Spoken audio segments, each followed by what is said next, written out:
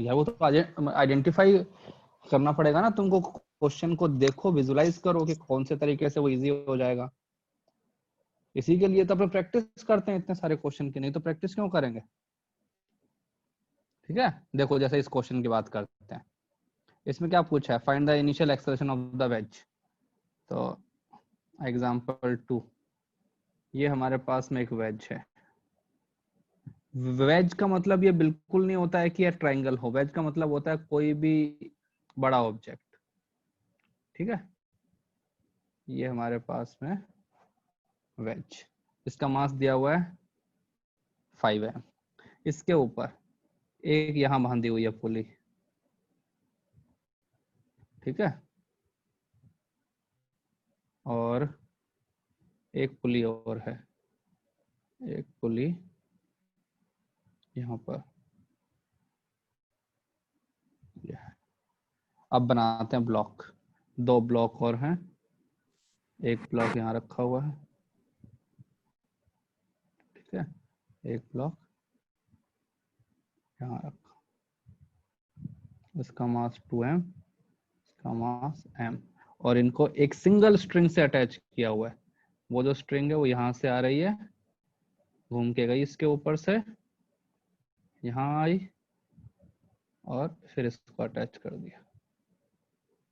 ठीक है, हमसे पूछा है कि acceleration of all the objects and string में कितना टेंशन है। तो पहले बताओ, विजुलाइज करने का कहता है, ट्राई करो। m1 कहाँ जाएगा, लेफ्ट में राइट में? लेफ्ट में। सपोज इसको मैंने बोल दिया a, इसको मैंने बोल दिया b, इसको मैंने बोल दिया c। तो यहाँ पे एक एक करके देखते हैं। तो फॉर a का जो मोशन है that can happen only in the horizontal direction, right? Yes sir. क्योंकि उसके ऊपर लेफ्ट हैंड साइड में क्या कहते हैं टेंशन लग रहा है। अब वो है ना, ऊपर उड़ के तो जा नहीं सकता, ना ही अपने बॉक्स के अंदर घुस सकता है। तो सबसे पहले उसका एबीडी बना देते हैं। सबसे पहले हमने रिप्रेजेंट किया टेंशन, इस पे यहाँ लग रहा है टेंशन T, इस पे यहाँ टेंशन, इस पे यहाँ टेंशन, इस पे नीचे टेंशन, इस पे ऊपर टेंशन। तो पहले बात किया हमने ए का अगर मैं एफबीडी बनाऊं तो वो कुछ ऐसा बन गया। ए, ये ए है, इसके ऊपर यहाँ की तरफ फोर्स लग रहा है T। बस इतना ही है ना भाई। बाकी जो फोर्स लगेंगे उसका mg और नॉर्मल वो तो लाइन ऑफ मोशन के परपेंडिकुलर हैं, तो उनको लिखने की अपनी जरूरत ही नहीं है। तो इसके लिए इक्वेशन क्या बन जाएगी, सपोज यहाँ की तरफ इसका एक्सेलरेशन मैंने बोल दिया a1, तो इक्वेशन क्या आएगा, बताओ बताओ। T equal to m into fine, okay. Yes sir. अब बात करते हैं बी की। फॉर बी का मोशन देखो कहाँ पे होगा, वर्टिकल में तो होगा ही होगा, हमको दिख रहा है क्योंकि उसके ऊपर mg फोर्स लग रहा है ना। इसमें यहाँ पे कितना लगेगा, 2mg ऊपर T। सर हाँ सर, एक स्ट्रीम में अपने 2 टेंशन कैसे लगाए? क्यों, हर जगह एक ही टेंशन तो है, T T T T T। Sir नहीं, मतलब अलग अलग डायरेक्शन में 2 आपने अरे मतलब। बेटा तुमने स्ट्रिंग को बिल्कुल नहीं पढ़ा ना। बताओ, ये इसके एंड पॉइंट है, इस पॉइंट पे पेन किधर लगता है टेंशन T, ए पे, इनवर्ड्स। यहाँ पे कहाँ लगेगा, बी पे, राइट हैंड साइड में। और हर पॉइंट पे इक्वल ही होता है ना T, तो हाँ सर, समझ। वहां भी ऐसा ही किया है मैंने। ठीक है sir, thank you sir. Okay, अब देखो ये जो ब्लॉक है तुम्हारा बी, इसका एक्सेलरेशन एक तो वर्टिकल डायरेक्शन में होगा, देखो क्योंकि तुमको दिख रहा है mg फोर्स लग रहा है। एक इसका हॉरिजॉन्टल में भी होगा। बताओ मैं हॉरिजॉन्टल में क्यों होगा, अगर m ये वाला जो है तुम्हारा, ये अगर यहाँ की तरफ गया, सपोज इसका एक्सेलरेशन मैंने बोल दिया a3, ये है ये बड़े वाले मास का, तो बड़े वाला मास उसको अपने साथ में लेके जाएगा ना, क्योंकि अलोंग द नॉर्मल है वो तो। ठीक है, तो हमने क्या किया, सपोज इनके बीच में एक नॉर्मल फोर्स लग रहा है जिसको मैंने बोल दिया n। तो इसका अगर मैं एफबीडी बनाऊंगा तो इसके ऊपर यहाँ की तरफ एक फोर्स लग रहा है, नॉर्मल फोर्स। तो ये जो ब्लॉक है तुम्हारा M3 जो है, ये M3, इसका यहाँ की तरफ क्या होगा एक्सेलरेशन, सपोज वो मैंने बोल दिया A2 वर्टिकली डाउनवर्ड, एक यहाँ की तरफ भी होगा जिसको मैंने बोल दिया A3, और वो हमारा किसके बराबर होना पड़ेगा, 5m के बराबर, क्योंकि उन दोनों को एक साथ में आगे जाना है ना वर्टिकल लाइन में। तो इक्वेशन क्या बनेगा, n equal to 2m into A3, equation 2 अपने हॉरिजॉन्टल के लिए, और वर्टिकल के लिए क्या बन जाएगी, 2mg minus t equal to 2m into A2, equation 3। Fine. अब एफबीडी बनाते हैं बड़े वाले ब्लॉक का। बड़े वाले ब्लॉक पे कितने फोर्स लग रहे हैं, ये हमने बना दिया। इसके ऊपर देखो, एक तो यहाँ पे लगी हुई है ना पुली, तो एक यहाँ लग रहा है टेंशन, एक यहाँ लग रहा है टेंशन टी टी, एक इसके इधर भी पुली है, एक यहाँ लग रहा है टेंशन टी, एक यहाँ लग रहा है टेंशन, और कौन सा लग रहा है, नॉर्मल नॉर्मल फोर्स जो कि छोटे वाले ब्लॉक ने लगाया, वो यहाँ की तरफ लग रहा है नॉर्मल। और एक्सेलरेशन हमने अज्यूम कहाँ की तरफ किया है, हॉरिजॉन्टल के अंदर A3। तो बताओ इक्वेशन क्या बन जाएगी, हॉरिजॉन्टल में कितने फोर्स हैं, एक यहाँ लग रहा है T, एक यहाँ लग रहा है T, ये तो क्या हुआ, बैलेंस हो गए दोनों, एक लग रहा है Yes, यहाँ sir. की तरफ T और यहाँ की तरफ N, तो इक्वेशन क्या बन जाएगी, T minus N equal to 5m into A3। This is equation 4। ठीक है, अब बताओ हमारे पास है कितने वेरिएबल्स हैं, सर पाँच हाँ सर 5 हमें वेरिएबल। कैसे पता कि सर हमें कैसे पता कि जो वेज है वो राइट की तरफ ही जा रहा है। ओके तुम बताओ इसके ऊपर कहाँ की तरफ लगेगा, अगर तुम्हारा ब्लॉक लेफ्ट हैंड साइड में गया, सपोज अगर लेफ्ट हैंड साइड में जाएगा तो ब्लॉक का नॉर्मल कितना हो जाएगा, 0 हो जाएगा। भाई अगर हाँ। ब्लॉक तुम्हारा लेफ्ट हैंड साइड में आ गया तो मतलब उसको अपने साथ में लेके नहीं आ रहा, मतलब कि नॉर्मल फोर्स 0। अब ऊपर देखो, राइट हैंड साइड में कितना टेंशन लग रहा है, 2t, देखो ऊपर 1t 2t, और कहते हैं लेफ्ट हैंड साइड में बस 1 ही t लग रहा है। तो बताओ अच्छा हाँ कहाँ की सर, तरफ आया समझा रिजल्ट, समझा समझा। ठीक है। अब हम लगाते हैं राइट की कंस्ट्रेंट, तरफ। अब लगाते हैं कंस्ट्रेंट। कंस्ट्रेंट अब देखते हैं, ठीक है। कंस्ट्रेंट हमने देखा in the reference frame of C, ये जो है ना तुम्हारा वेज, कंस्ट्रेंट में लगा रहा हूं कि in reference frame of C। अगर सपोज मैंने अपने ऑब्जर्वर को इसके ऊपर बिठा दिया, ये मेरा ऑब्जर्वर इसके ऊपर बैठ गया, ठीक है, ये यहाँ लगा हुआ है, एक ब्लॉक यहाँ पे है, इसके ऊपर से स्ट्रिंग आई और ये यहाँ पे आ गया। तो इसके रेफरेंस फ्रेम में ये अगर यहाँ की तरफ जाएगा मान लो x, तो ये ब्लॉक कितना नीचे आएगा, x ही आएगा। Length of the string is constant, देखो ना जितना ये आगे जाएगा उतना ही कहते हैं मतलब कि जो स्ट्रिंग है वो ऊपर से घूमता घूमता इसके पास में आएगा। Yes sir. ओके तो कह सकते हो ना, तो कहोगे in the reference frame of C acceleration of A in left direction, left direction, it should be equal to acceleration of 2m in y direction। जितना ये लेफ्ट में जाएगा उतना ही वो नीचे आएगा। अब किसी के भी कहते हैं रेफरेंस फ्रेम में अगर सॉल्व करते हैं तो ये है हमारे पास में A, इसका खुद का एक्सेलरेशन कहाँ की तरफ था, यहाँ की तरफ, क्या था A1, ये तो एब्सोल्यूट है। अगर मैं इसके फ्रेम में सॉल्व कर रहा हूं in the reference frame of C, तो क्या करते हैं, रेफरेंस फ्रेम को उल्टा कर देते हैं ना, रेफरेंस फ्रेम को उल्टा करके ऐड कर देते हैं। तो अगर इसको मैं रिवर्स करके ऐड करूंगा तो यहाँ की तरफ मेरे पास में एक और आ जाएगा ना A3, क्योंकि इसका एक्सेलरेशन हमने क्या अज्यूम किया है, राइट हैंड साइड में A3, तो यहाँ पे आ गया। तो मतलब कि ये ब्लॉक यहाँ पे कितना जाएगा, A1 प्लस A3 और ये जो ब्लॉक है ये यहाँ की तरफ कितना आ रहा है नीचे, देखो हमने वर्टिकल में क्या अज्यूम किया एक्सेलरेशन A2, तो A2 तो हम क्या लिखेंगे A1 plus A3 should be equal to A2। ये हमारे पास में इक्वेशन 5। अब हमारा क्वेश्चन हो गया। सर यही इक्वेशन उससे भी आती ना वर्चुअल वर्क से? वर्चुअल वर्क से नहीं आती। वर्चुअल वर्क तुम्हारा कहता भाई in the reference frame of ये आ रहा है ना, फिर नहीं फिर इसके ऊपर भी लगाते ना तुम अपने क्या बोलते हैं वेज के ऊपर भी लगाते फिर अपना वर्चुअल वर्क मेथड, तो उससे भी आ जाती। सर वेज पे कैसे स्टिंग है ही लगता है? नहीं ना, स्टिंग है हाँ? ही नहीं ना उसमें, वेज अरे पे है ना, स्टिंग नहीं है ना। अरे है तो वेज को हॉरिजॉन्टल डायरेक्शन में लेके जाने वाला कौन है, टेंशन ही तो है। ओके हाँ वैसे है, अबे इक्वेशन देखो ना, टेंशन ही तो लेके जा रही है, तो वेज आएगा के ना। रेफरेंस में कर सकते थे ना। हाँ एक ही बात है, वेज के हाँ सर। रेफरेंस में कर दो। तो अब ये यहाँ से हो गया, अभी सबको क्लियर, 5 इक्वेशन 5 वेरिएबल।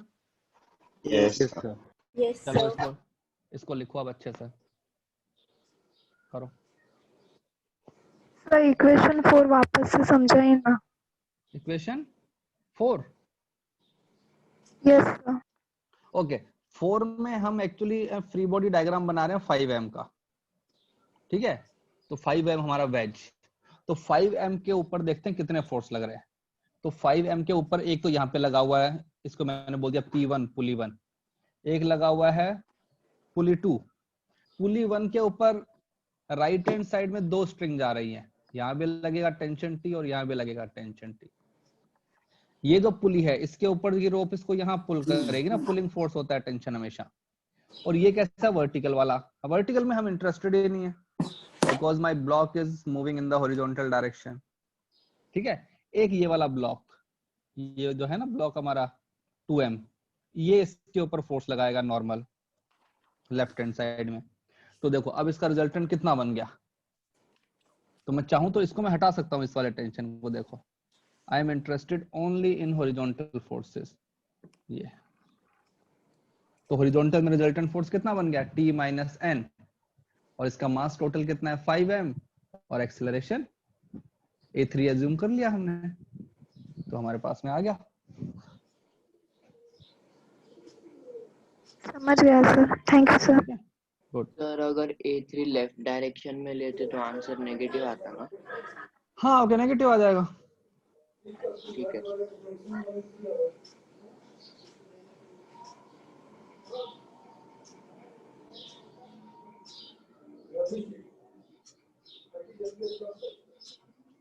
अरे कहाँ आवाज आ रही है ये,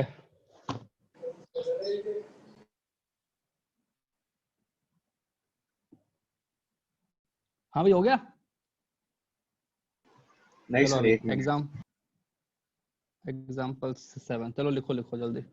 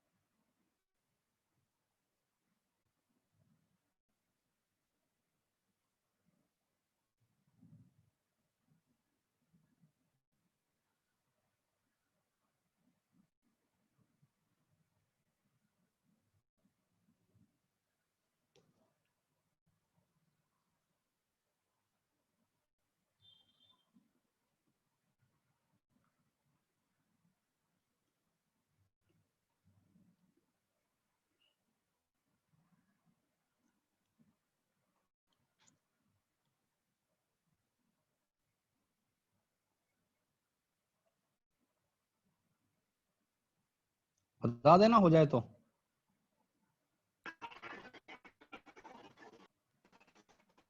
गया सर। हो गया? Done sir. ओके चलो, लेट्स कम टू 7। किसने किया क्वेश्चन 7? सर इसमें एंगल फाइंड आउट करने का है ना?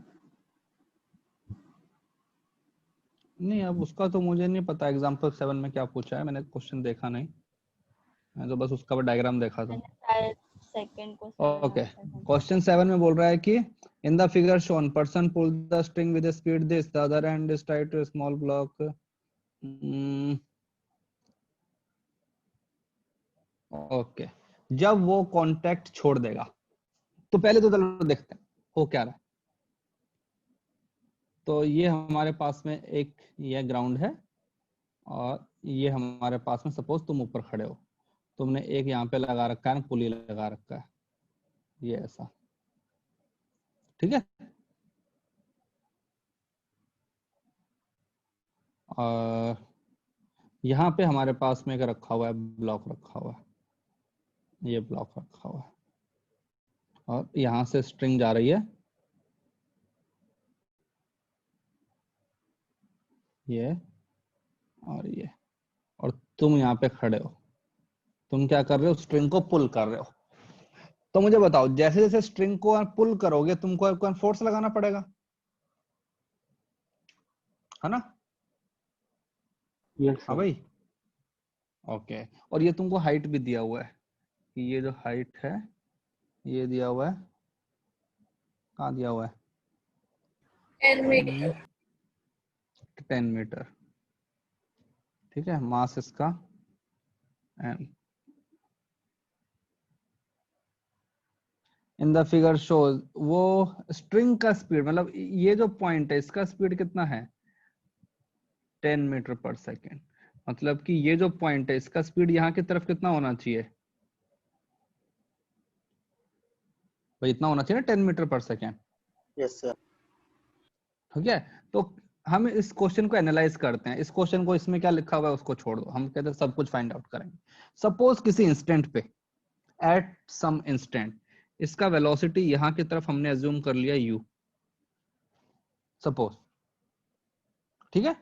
और ये एंगल हमने अज्यूम कर लिया थीटा, फाइन। तो बताओ, ये यहां से हमारे पास रिलेशन क्या आएगा? और इसका स्पीड कांस्टेंट है 10, तो हमने क्या कहा था, along the length velocity has to be same, तो इसका इधर कंपोनेंट क्या बन जाएगा, u cos theta should be equal to 10। मानते हो? Yes sir. ओके, अब मुझे बताओ, जैसे है तुम आगे जा रहे हो, अगर ये ब्लॉक यहाँ पे है, थोड़ी देर बाद में सपोज ये ब्लॉक यहाँ पे आ गया, तो जब यहाँ पे तुम जाओगे तो यहाँ पे तुम्हारा मतलब एंगल क्या होगा, मतलब अलग होगा। यस अगर तुम्हारा मतलब एंगल चेंज हो गया तो मतलब cos थीटा भी चेंज हो गया, अगर cos थीटा चेंज हो गया तो मतलब वेलोसिटी भी चेंज हो, क्योंकि इन दोनों का मल्टीप्लिकेशन कैसा होना चाहिए, कांस्टेंट। या फिर यहाँ से ये भी लिख सकते हो ना कि u इक्वल टू क्या बन जाएगा, 10 sec थीटा। तो if theta is changing that means u is also changing, और जब u चेंज होता है तो मतलब क्या होता है, पार्टिकल का एक्सेलरेशन है, सर ये ठीक है। सेक था। अरे इनवर्स यार, इसको उधर ले गया हाँ ना, सर, 10 बाय। समझा समझा। तू बेटा दिमाग घर छोड़ के नहीं नहीं सर, समझा। थोड़ा सा यार मतलब एक्टिव रहो, ऐसी छोटी छोटी चीजें कैच नहीं कर पाओगे तो फिर कैसे काम चलेगा, ठीक है। अब देखो, अब अगर मुझसे कोई पूछे कि what is the acceleration of the block, तो एक्सेलरेशन क्या होता है? हाँ, डीवी बाई डीटी। एक्सेलरेशन होता है du by dt ना। तो इस Yes, वाली sir. इक्वेशन को अगर डिफरेंशिएट कर दो तो क्या बन जाएगा, 10 sec थीटा क्या होता है, sec theta tan theta. tan theta, लेकिन साथ में एक और टर्म भी आएगी ना, d theta by dt। Yes, sir. Chain rule. Yes, chain rule. तो देखो, तो मतलब कि हमारे पास में एक्सेलरेशन है बिकॉज थीटा हमारा चेंज हो रहा है, ठीक है। अगर इसको मैं लॉन्ग से लेके आऊं, बहुत दूर से, सपोज ये पार्टिकल तुम्हारा यहाँ रखा हुआ है बहुत दूर, तो जितना दूर जाओगे थीटा की वैल्यू क्या हो जाएगी, कम हो जाएगी,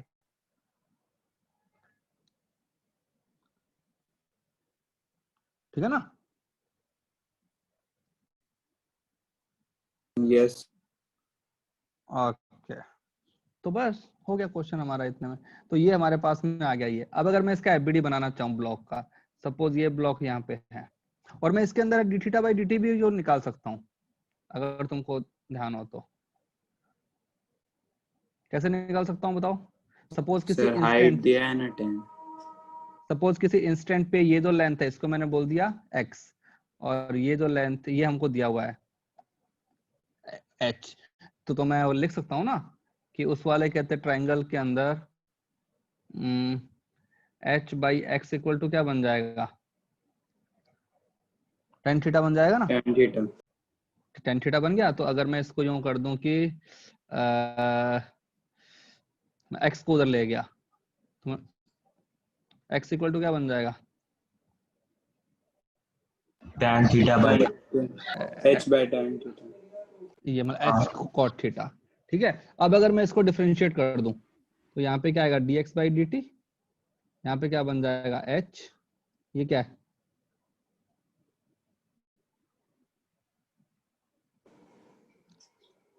minus cos x square theta, और यहाँ पे बन जाएगा d थीटा बाई dt। और dx बाई dt क्या है? U. Minus u, Sorry. Because x is an decreasing, है ना? तो यहां से हमारे पास है ना u का वैल्यू आ जाएगा। तो चीजें हमारे पास में ये हैं। अब उसका मतलब होता है कि when to lose contact, इसका मतलब क्या होता है?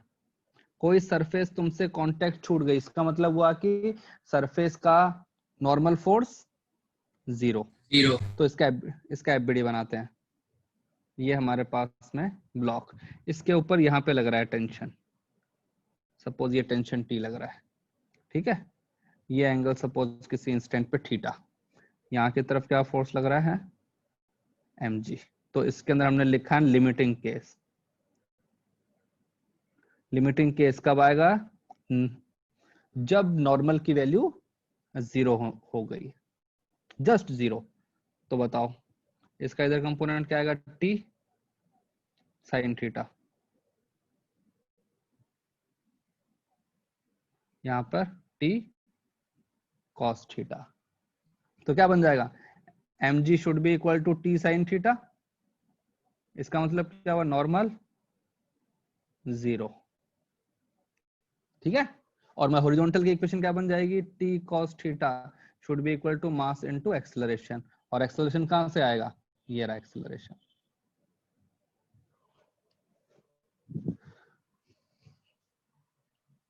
हाँ भाई बताओ, कुछ डाउट?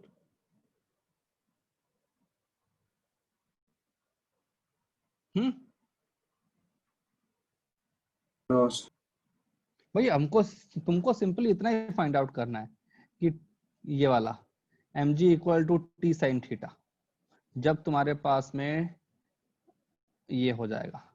ठीक है, और तुमको पता है कि t cos थीटा की वैल्यू क्या है? ये। अब इन दोनों को डिवाइड कर दो तो अपना टेंशन तो एलिमिनेट हो जाएगा। तो क्या बन जाएगा यहाँ से?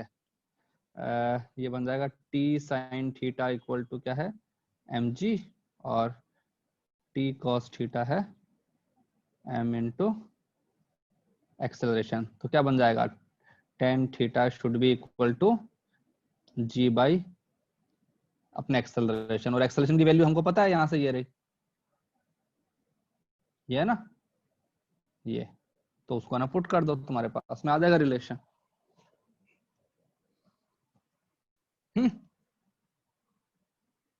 हाँ भाई, इसके बाद में कर लोगे? तो Yes, इस टाइप sir. के क्वेश्चन को ऐसे अप्रोच करते हैं।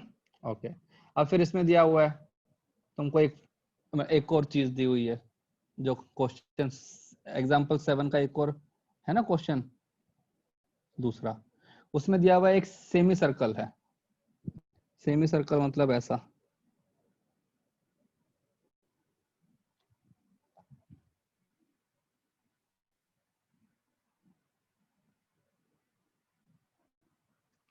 और ये इसका सेंटर, ये पॉइंट डी, ये पॉइंट सी, ये point B. Two beads A and B moving along a semi circular wire frame two beads are connected by an inelastic string, मतलब कि ideal string, which always remains tight at instant speed of A is u. A कौन सा है भाई? ये है, तो ये जो पॉइंट है ये A है, इसका वेलोसिटी यहाँ की तरफ u है, ठीक है। एंगल BAC कहाँ गया? BAC, ये एंगल तुमको दिया हुआ है 45 डिग्री। एंड एंगल BOC, एक सेकेंड, BAC 45 दिया हुआ है, और वो 75 है। हाँ एक सेकेंड, BOC ये एंगल हमको 75 दिया हुआ है, और BAC ये पॉइंट ए है ना, ये एंगल दिया हुआ है 45, ठीक है। Find the speed of A, नहीं B, इसको हमको निकालना है स्पीड ऑफ B। हाँ बताओ कैसे करोगे?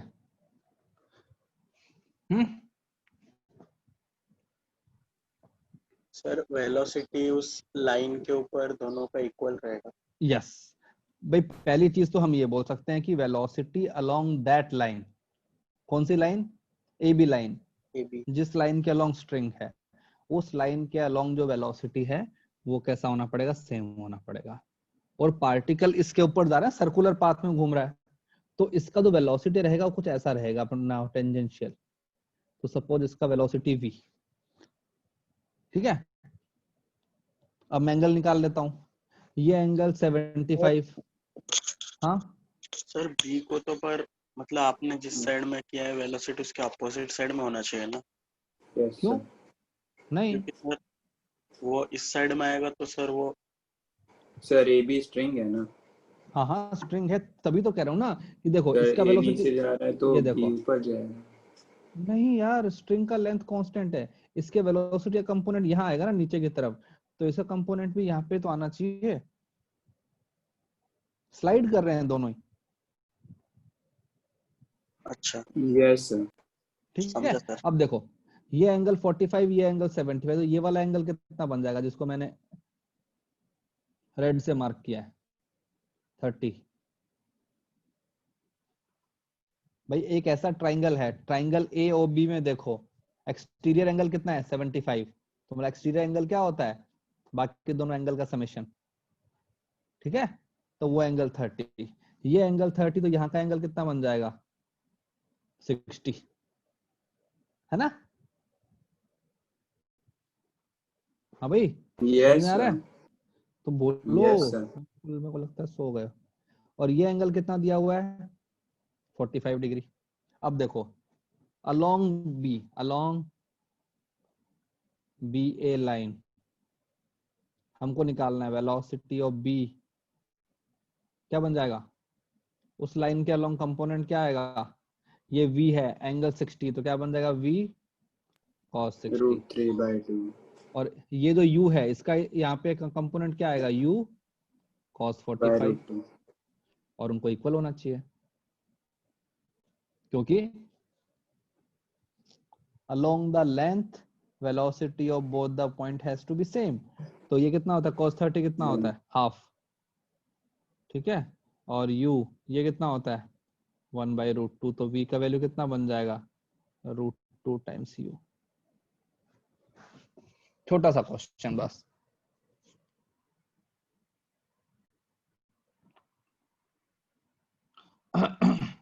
सर ठीक है, हाँ सर वो आपको पता कैसे चला कि V उसी डायरेक्शन में है? भाई अगर मैं उसको दूसरी तरफ लेऊंगा तो उसका कंपोनेंट नेगेटिव आ जाएगा ना उस लाइन के along. Yes sir, okay thank you. Okay, अगर तुमको ये देखना है, ठीक है, तो चलो एक अपने डायग्राम बनाते हैं। ये सपोज हमने बना दिया तो किसी इंस्टेंट पे मैंने पहला इंस्टेंट बनाया, ये यहाँ पे है और ये यहाँ पे, राइट। इनके बीच का लेंथ ये कहाँ की तरफ आ रहा है? नीचे की तरफ आ रहा है ना। तो आफ्टर सम टाइम अगर ये वाला पॉइंट यहाँ पे आ गया, कहाँ पे आ गया? नीचे आ गया, और ये पॉइंट मान लो ऊपर चला गया, तो बताओ क्या ये दोनों लेंथ बराबर कभी हो सकती हैं? नहीं, बड़ा हो गया ना वो तो, हाँ सर। इसलिए उसको वहां नहीं आना पड़ेगा, उसको यहाँ आना पड़ेगा, ताकि अब जो तुम्हारा स्ट्रिंग का लेंथ है, तो ये सही है, ये गलत।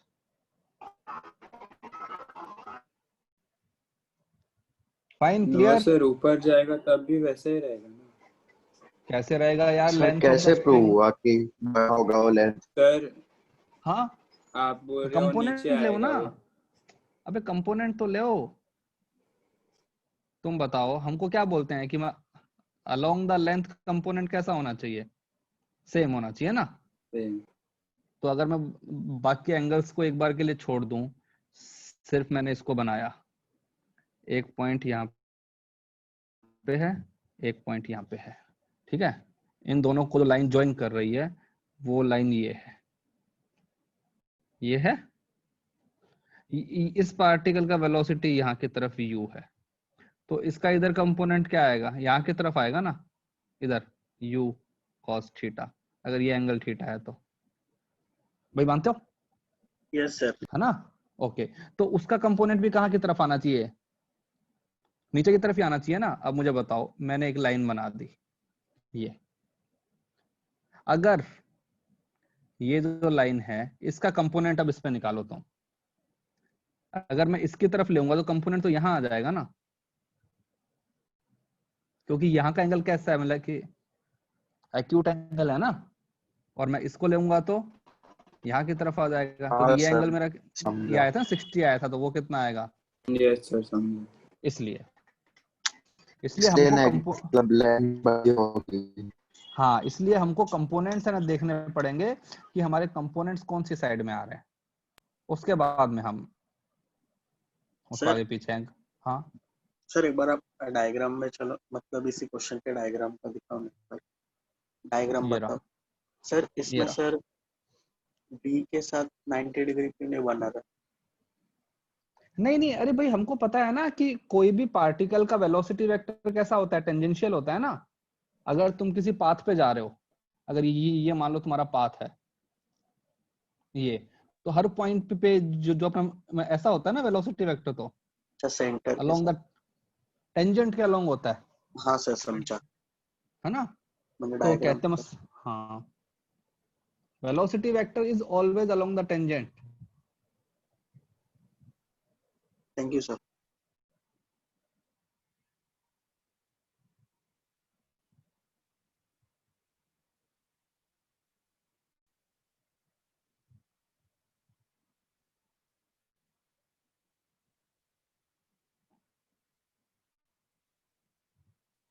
सर ये जितना भी किया वो सब एक इंस्टेंट के लिए है ना?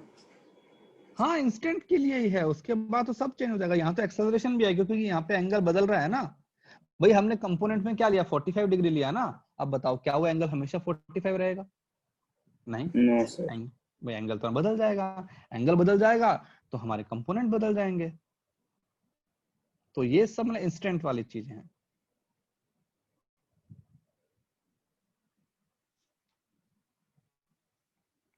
ठीक है, आ गया है। अब थोड़ी सी अच्छी चीजें लेके आते हैं, इजी इजी वाली चीजें। ठीक है, तो स्ट्रिंग को हमने एक बार के लिए खत्म कर दिया। अब हम बात करते हैं स्प्रिंग की। स्प्रिंग के बारे में तुमको मैंने पहले भी अपने बताया था। स्प्रिंग क्या होता है? Yes. What is the main difference between spring and string? उसको उसका लेंथ चेंज है, एक्सपेंडेबल है। Can extend and come to its place. हाँ, कांस्टेंट नहीं है। उसका क्या लेंथ बोल रहे हो? कांस्टेंट नहीं है। एक्सपैंड कर सकते हैं इसको। एक्सटेंड कर सकते हैं। स्ट्रिंग जो होती है वो एक्सटेंड नहीं कर सकती, स्प्रिंग जो है एक्सटेंड हो एक्सटेंड कर सकती है। सकते हैं इसको। ओके, और क्या डिफरेंस था? सर वो एनर्जी स्टोर करके रख सकते हैं। अरे एनर्जी छोड़ो, एनर्जी की बात नहीं कर रहे, we are talking about force. हाँ बताओ। और सर हाँ? वो आउटवर्ड फोर्स लगा सकता है। हाँ सर, स्ट्रिंग फोर्स लगाता है। स्ट्रिंग हमेशा पुलिंग लगाता है। यस, पुलिंग फोर्स लगा था स्प्रिंग जो होती ये है, push। स्प्रिंग का जो फोर्स होता है वो हमेशा पुलिंग फोर्स होता है।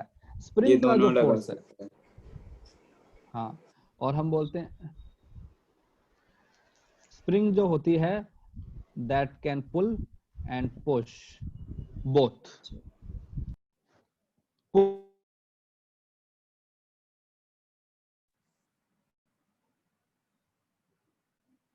सर कहाँ गए? रुको रुको, हाँ, स्प्रिंग जो है it can pull and it can sir push. आवाज ब्रेक ठीक हो है, रहा है। पुल कब करती है? वॉइस जब तुम उसको एक्सटेंड कर देते हो एक्सटेंडेड स्टेट में।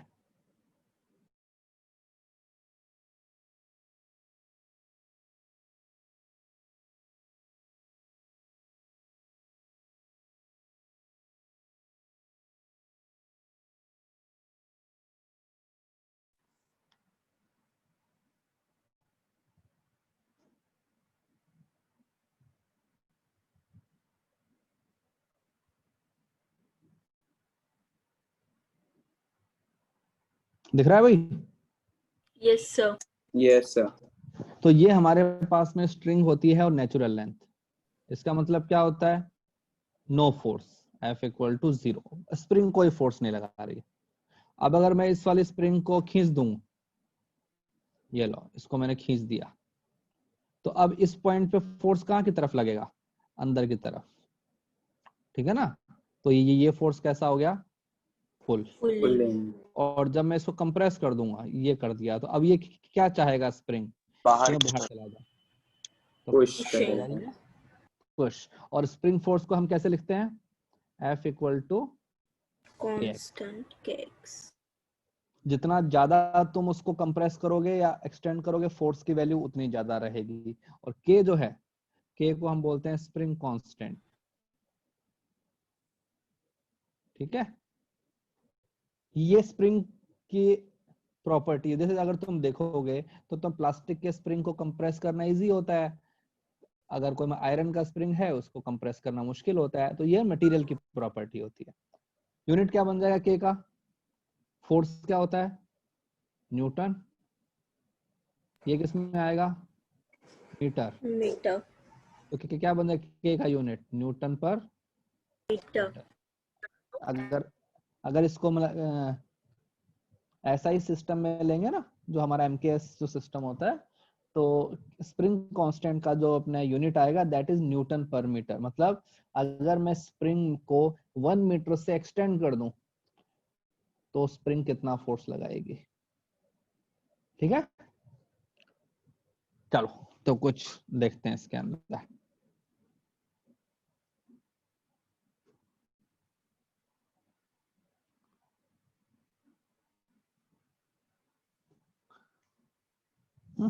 तुमको दिया हुआ है कि स्प्रिंग कांस्टेंट दिया हुआ है 1000 न्यूटन पर मीटर। ठीक है, और एक तुमको इक्विलिब्रियम एक ऐसा दिया हुआ है सिस्टम।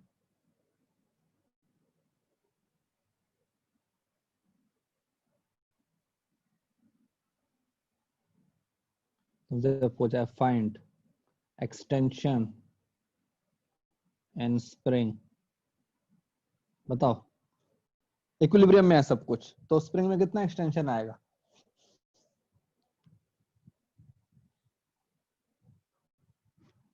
बताओ बताओ।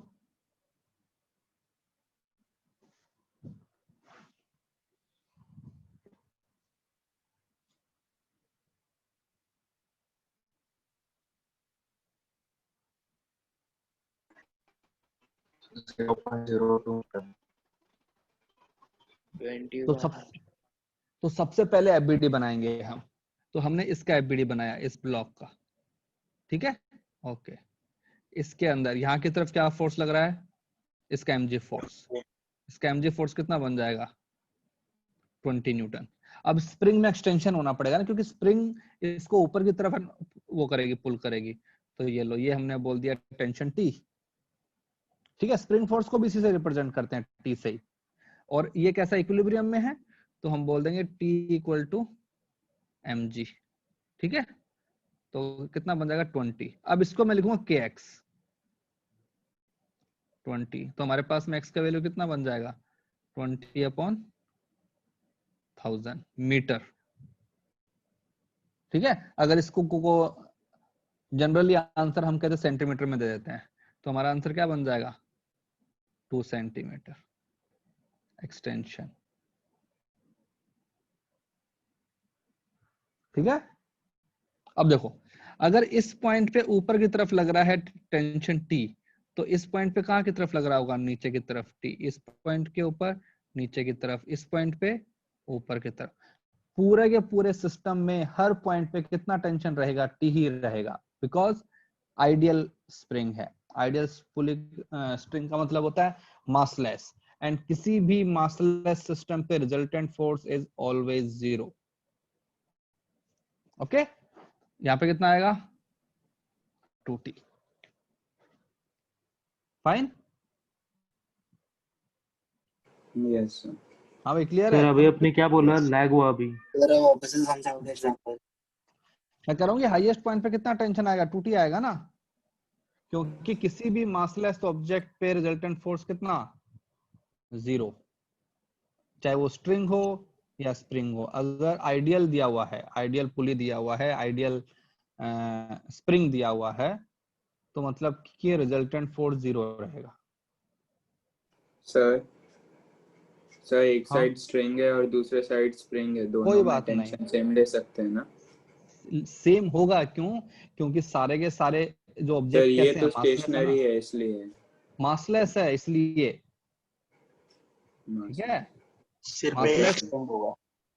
हाँ सर समझ लो 2 kg मूविंग होता तो भी सेम तो रहता। भी अरे तुम बताओ ना, अगर ये मान लो ये एक ऑब्जेक्ट है, ये स्ट्रिंग लगा हुआ है, अब मुझे बताओ, सपोज यहाँ की तरफ टेंशन लग रहा है T1, यहाँ की तरफ टेंशन लग रहा है T2, ये पूरे के पूरे सिस्टम का कितना मास है भाई? हमको पता है स्ट्रिंग भी 0। मासलेस है, स्प्रिंग, तो इसके लिए इक्वेशन क्या बनेगी T2 minus T1 equal to 0 into acceleration.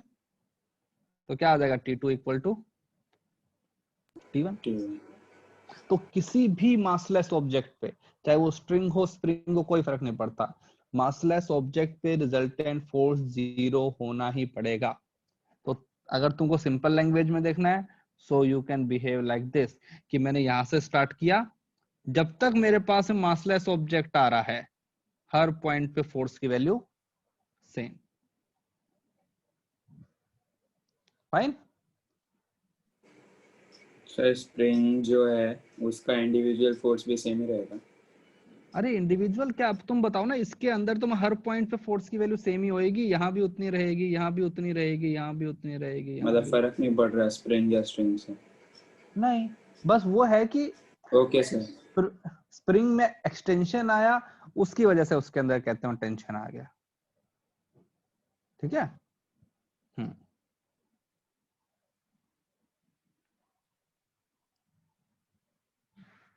Okay, चलो अब एक क्वेश्चन करके बताओ जो तुमको उसमें दिया हुआ है, एग्जाम्पल 8।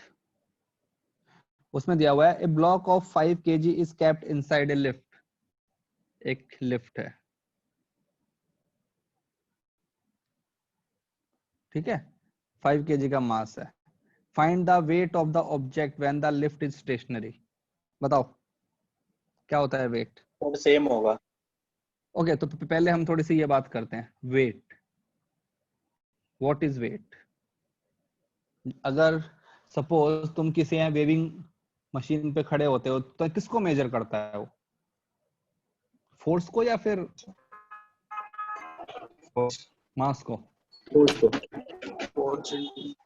को। वो फोर्स को मेजर करता है बेसिकली, ठीक है। तो उसके अंदर क्या होता है, स्प्रिंग लगी होती है। तो सपोज जैसे कि एक ये तुम्हारे पास में स्टैंड है, ये हमारे पास में ये लगा दिया, ये नीचे ग्राउंड है, इसका स्प्रिंग कांस्टेंट हमको पता है, और अगर तुम इसके ऊपर खड़े हो गए तो क्या हुआ, स्प्रिंग के अंदर कंप्रेशन आ जाएगा। Yes sir. सपोज तुम यहाँ पे आ गए और ये जो डिस्टेंस है ये हो गया x, तो तुम क्या बोलोगे, kx should be equal to उसका mg है ना। हाँ भाई ठीक है। अब तो मास की वैल्यू क्या बन जाएगी, kx अपॉन g।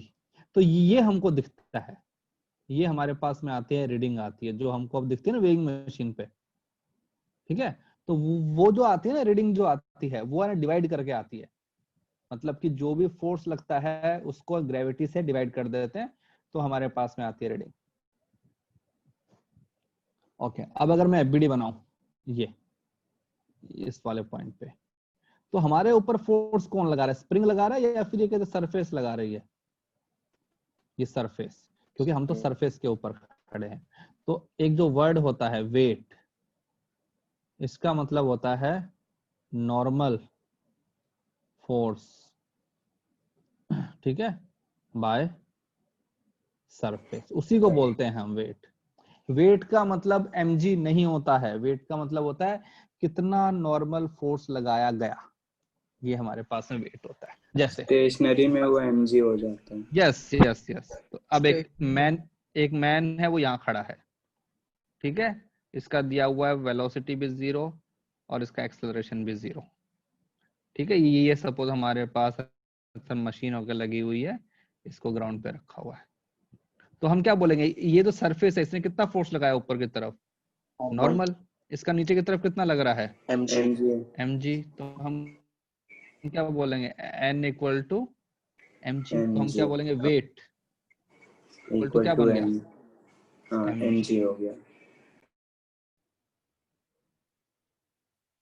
ठीक है ना। ओके, अब बात करते हैं, सपोज इसी चीज को मैं ऊपर लेके जा रहा हूं किसी एक्सेलरेशन से, ये मैंने यहाँ खड़ा है, सपोज मैंने बोला कि ऊपर जा रहा है ये विद एक्सेलरेशन a। तो now I will draw the free body diagram of this man. तो कैसे बनाऊंगा, ये मैन, यहाँ पे क्या लग रहा है mg, ये तो सरफेस है, इसने क्या लगाया, नॉर्मल। और मैन कहाँ जा रहा है, ऊपर। तो इक्वेशन क्या बनेगी, n माइनस mg, ये तो बन गया resultant force equal to mass into acceleration. तो n की वैल्यू क्या बन जाएगी, mg plus a।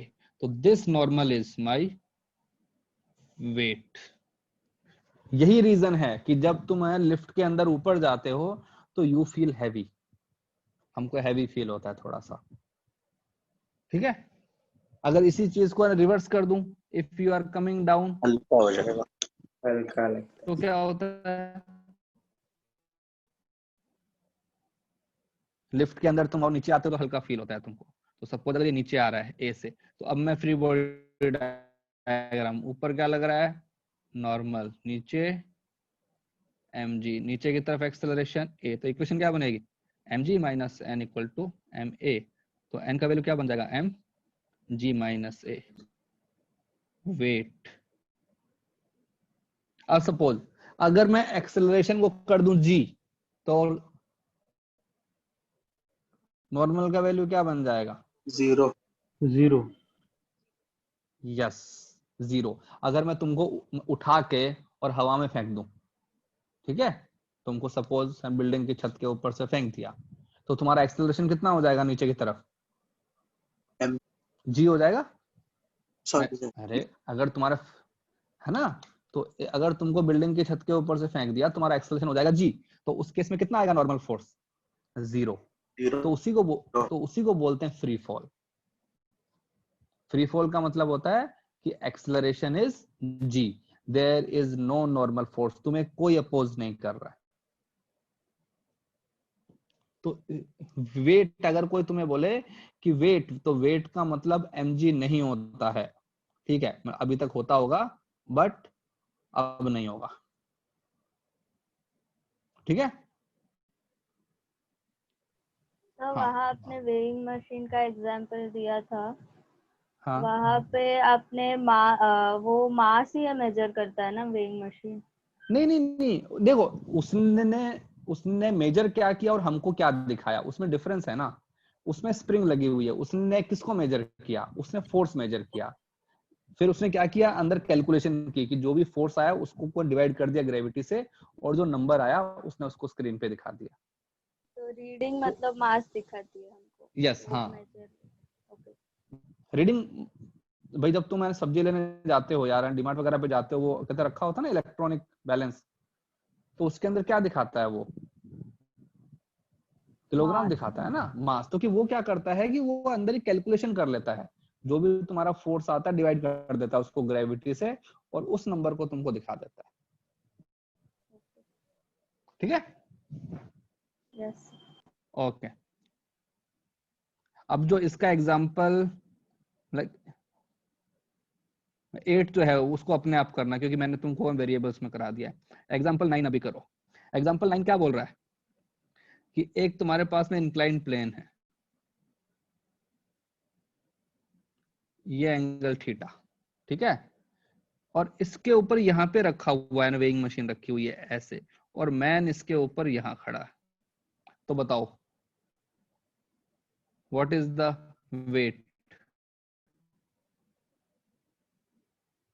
Weight of man on scale? बताओ क्या आएगा। मान लो इसका मास m है, सब नहीं मास नहीं देता हूं, सपोज इसका जो मास है वो 60 kg है, तो उसका रीडिंग क्या आएगा बताओ, रीडिंग ऑफ मशीन बताओ। All surfaces are smooth.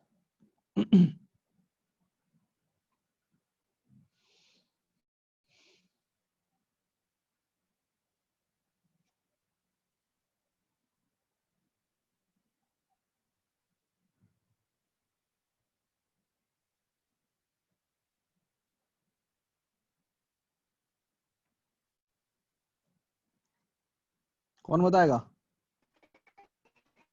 600 cos theta. हाँ. Devangi 600 cos theta. देखो हमको चाहिए होता है नॉर्मल फोर्स, ठीक है, तो हम देखेंगे इस लाइन के अलोंग, इस लाइन के अलोंग कितना आता है फोर्स भाई, यहाँ पे लग रहा है 100 नॉर्मल, cos यहाँ पे क्या आ रहा है mg cos थीटा, theta और इस लाइन के अलोंग एक्सेलरेशन कितना है 0 है, तो इक्वेशन क्या बन जाएगी कि n normal equal to mg mg cos theta. mg cos theta. तो ये तो उसने क्या कर दिया कैलकुलेशन की, रीडिंग क्या होती है m cos theta. By G. By G ना, तो वो हमको दिखाएगा m cos थीटा बस, तो हमारी जो है रीडिंग आएगी वो कम आएगी। ठीक है चलो तुमको 3-4 क्वेश्चन और देता हूँ अभी, इजी इजी से वो करो।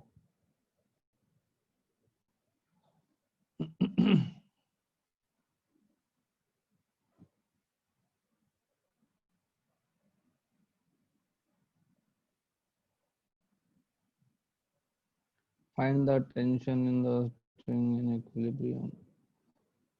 Okay.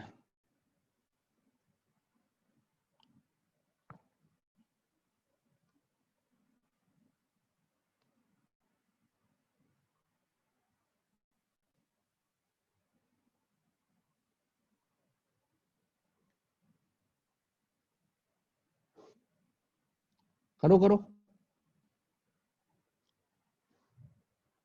सिस्टम के दोनों पार्ट में कितना टेंशन है बताना है हमको,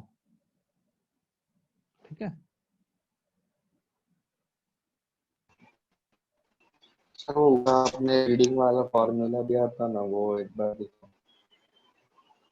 अरे यार रीडिंग क्या वो होता बस है, डिवाइड बाय जी है।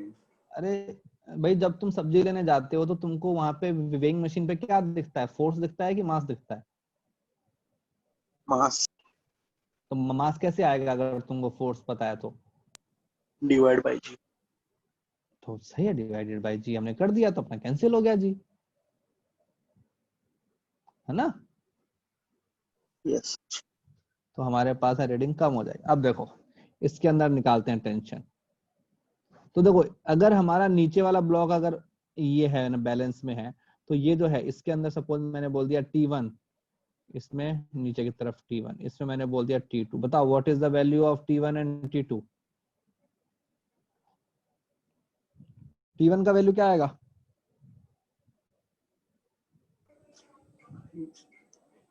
mg। तो सबसे पहले उसका फ्री बॉडी डायग्राम बनाते हैं।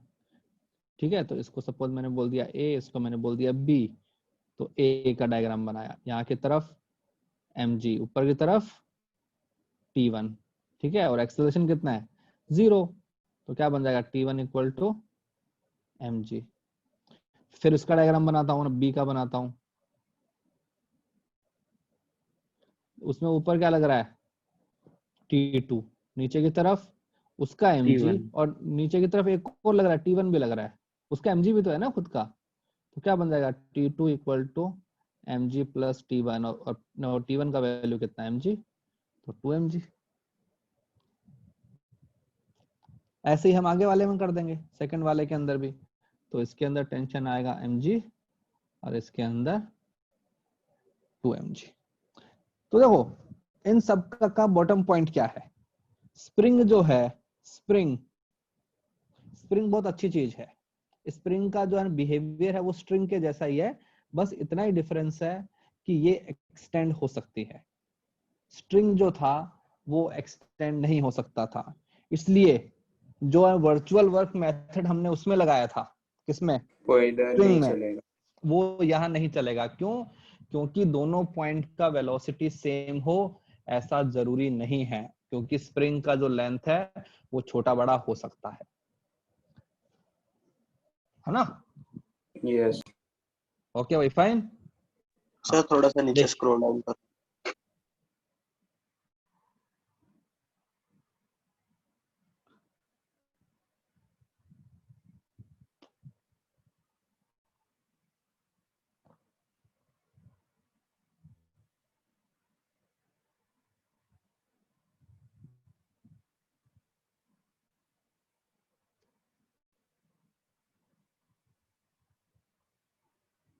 सर आपने वो लास्ट में 2mg लिखा है। हाँ, अरे T1 का वैल्यू कितना mg है ना, उसको को यहाँ पर पुट कर दिया, यस। तो mg प्लस mg अपना 2mg हो गया। हाँ भाई बताओ, कुछ डाउट? No sir. चलो फिर एक क्वेश्चन करके बताओ मुझे। तुमको दिया हुआ है स्प्रिंग कांस्टेंट दिया हुआ है 200 मीटर टू, ठीक है, 1000 न्यूटन पर मीटर, और तुम्हारा जो सिस्टम है वो ऐसा है, एक ब्लॉक यहाँ रखा हुआ है, इसका मास है 2 kg, इसको ऐसे रखा हुआ है, और अभी यार ये अपना इक्विलिब्रियम में है, नेचुरल लेंथ पे है दोनों स्प्रिंग। अब मैंने इसको यहाँ की तरफ 2 सेंटीमीटर से डिस्प्लेस कर दिया। ठीक है, find acceleration if it is displaced by 2 centimetre, right. चलो बताओ, मैंने उसको 2 सेंटीमीटर से उधर कर दिया, डिस्प्लेस कर दिया, तो अब उसका एक्सेलरेशन कितना होगा?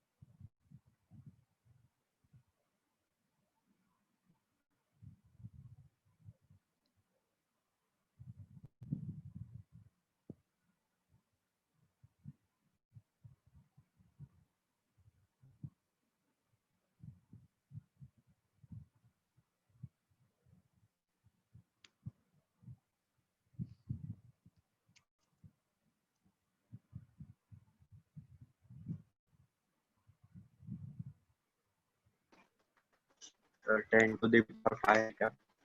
हाँ क्या हुआ? सर 20 है क्या? क्या 20 क्या? सर एक्सेलरेशन मीटर्स पर सेकंड स्क्वायर। अरे यार कंप्लीट आंसर दो, देखो ऐसे है ना। सर टेक्स्ट में 20 मीटर पर सेकंड स्क्वायर है क्या देखो एक्सेलरेशन? यस तो सर। सबसे पहले फ्री बॉडी डायग्राम बनाएंगे। ये हमारा है नेचुरल लेंथ, ठीक है। अब अगर मैं इसको यहाँ लेके आ गया, इस ब्लॉक को यहाँ लेके आ गया, यहाँ से यहाँ का जो है तुम्हारा वो है 0.02 मीटर। जब भी हम कैलकुलेशन करेंगे तो सब कुछ हम रखेंगे अपने में एसआई सिस्टम में। अब देखो जो तुम्हारी स्प्रिंग है, इसको मान लो मैंने बोल दिया ए, इसको मैंने बोल दिया बी। स्प्रिंग ए जो है वो ना कंप्रेस हो गई है, राइट। तो वो कहाँ की तरफ फोर्स लगाएगी? यहाँ की सर तरफ। 40 मीटर पर सेकंड स्क्वायर है क्या? पता नहीं, तो ये हो जाएगा k इंटू एक्स यहाँ की तरफ। जो यहाँ वाली स्प्रिंग है, ये वाली स्प्रिंग कैसे हो गई है, एक्सटेंड हो गई है, तो ये कैसा फोर्स लगाएगी? पुलिंग यहाँ की तरफ k इंटू एक्स। तो पार्टिकल पे रिजल्टेंट फोर्स कितना हो गया? एफ नेट 2kx, 18 ठीक है। और ये होता है मास इंटू एक्सेलरेशन। तो 2 इंटू के की वैल्यू है 2000 इंटू 0.02। तो हमारे पास एक्सप्रेशन क्या बन जाएगा बताओ भाई? 0.02, तो ये दो कैंसिल और एक 2 यहाँ से कैंसिल हो गया, तो 40 मीटर पर सेकंड। 40 मीटर पर सेकंड स्क्वायर। ठीक है हाँ भाई। यस और एक बार वापस समझाना है।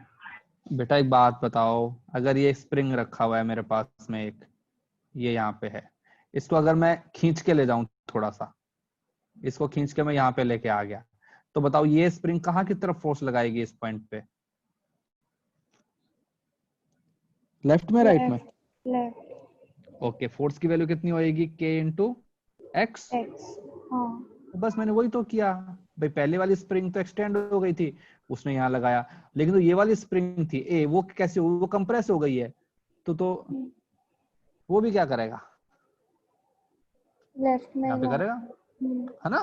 हम्म। ठीक, ओके चलो और करो। सपोज एक यहाँ लगा हुआ है स्प्रिंग, और इस वाले स्प्रिंग को मैंने बांध दिया पुली से। यहाँ पे एक और स्प्रिंग, यहाँ पे ब्लॉक के, इसका मास है, इसका स्प्रिंग कांस्टेंट के, इसका स्प्रिंग कांस्टेंट है 3k। तुमसे पूछा है फाइंड, ठीक है, इस वाले स्प्रिंग को ए बोल दिया, इसको बी बोल दिया। Find ratio of extension in spring, मतलब कि एक्स ए अपॉन एक्स बी हमको फाइंड करना है। चलो करो, इक्विलिब्रियम में है सब कुछ।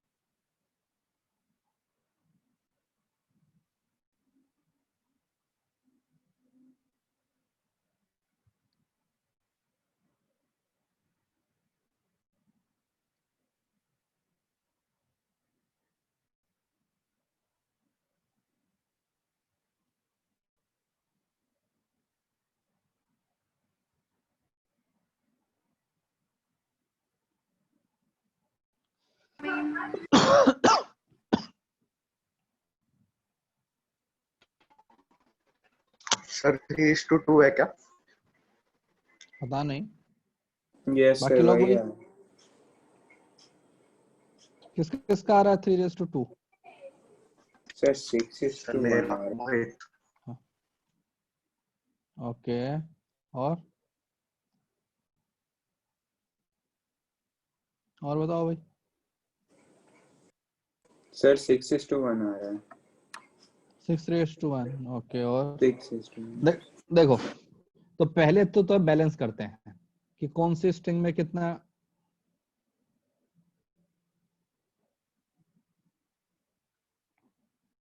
ये अगर इस पॉइंट पे ऊपर की तरफ लग रहा है टेंशन T, ठीक है, तो ये पूरी स्ट्रिंग इसके अंदर भी कितना टेंशन आएगा? क्या आएगा ना, T आएगा। इसमें कितना आएगा? 2T, क्योंकि मासलेस ऑब्जेक्ट है। ओके, तो सपोज इसके अंदर एक्सटेंशन है ये, तो क्या बन जाएगा? K into x a should be equal to कितना होना चाहिए? 2T। और यहाँ पे कितना है? 3K इंटू एक्स बी, क्योंकि उसका फोर्स आएगा ना, इसकी वैल्यू कितनी आएगी? T। अब इन दोनों का रेशो ले लो, तो क्या बन जाएगा? एक्स ए अपॉन एक्स बी 6। कैसे किया भाई तुम लोगों ने? किसी का आंसर मैच नहीं कर रहा है। सर मैंने बोला ना मेरा आया 6:1। किसी ने तो बोला था कि 3:2, पता नहीं क्या बोल रहे थे।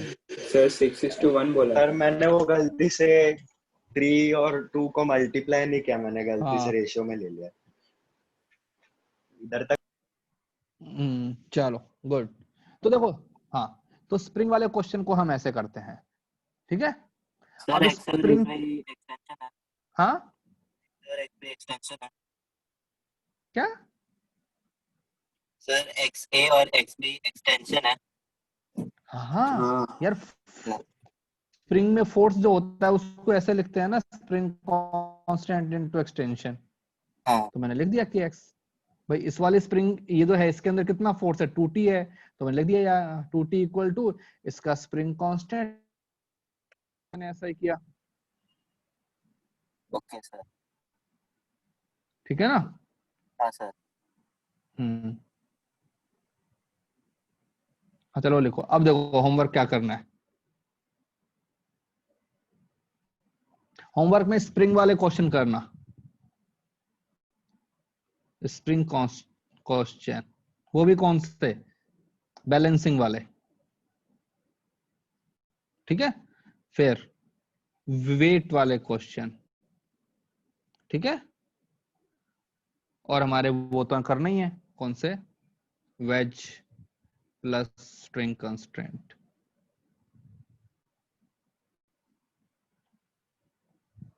Fine, yes. चलो।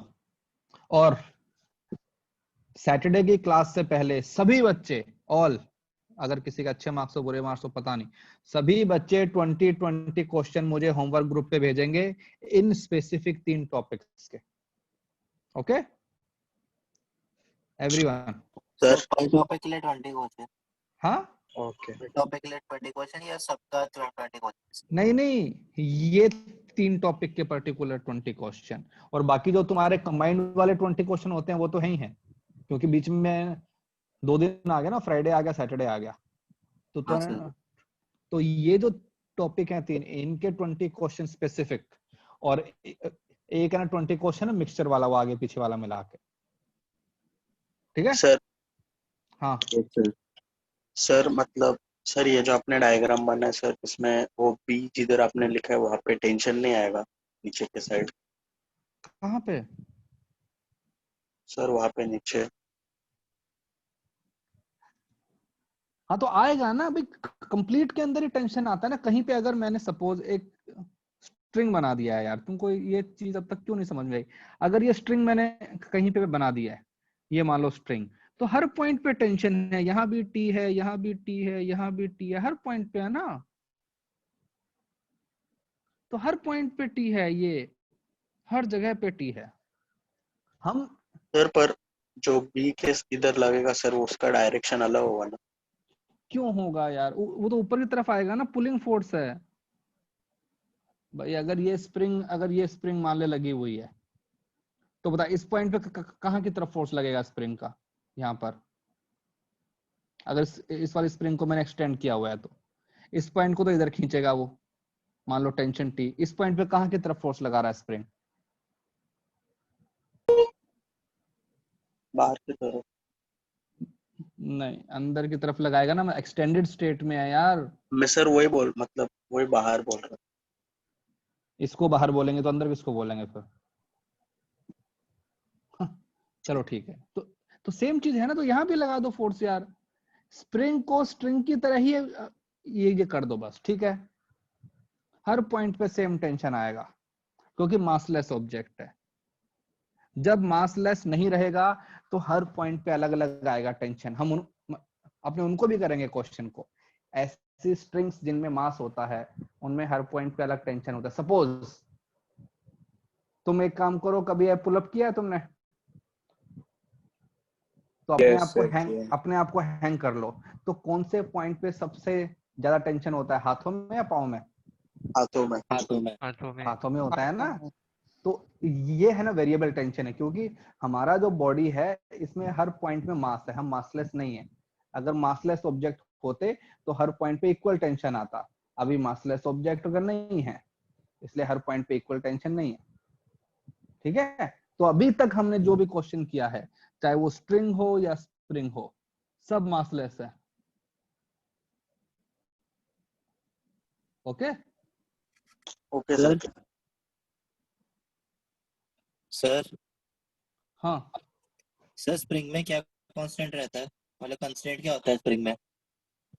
कुछ नहीं होता है। कोई कंस्ट्रेंट नहीं सर। नहीं भाई, स्प्रिंग में नहीं होता है कंस्ट्रेंट कोई भी। Okay sir. ठीक है, स्प्रिंग के दोनों पॉइंट का वेलोसिटी अलग अलग हो सकता है,